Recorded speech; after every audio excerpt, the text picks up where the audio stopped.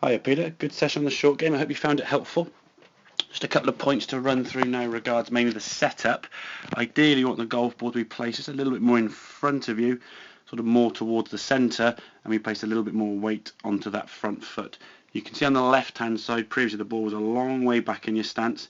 The hands were a long way forward, and with the fact your feet were aiming to the left as well, just meant that golf ball was very much off centre from where your body is. The other thing as well you were trying to do was keep your weight onto that back foot on this right hand side.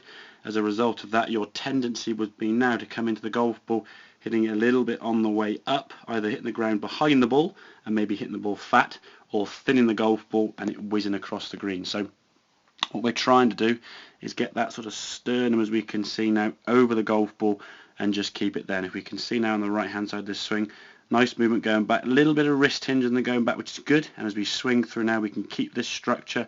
Lovely strike, as we can see it impact there. Your hands now staying just ahead of the golf ball.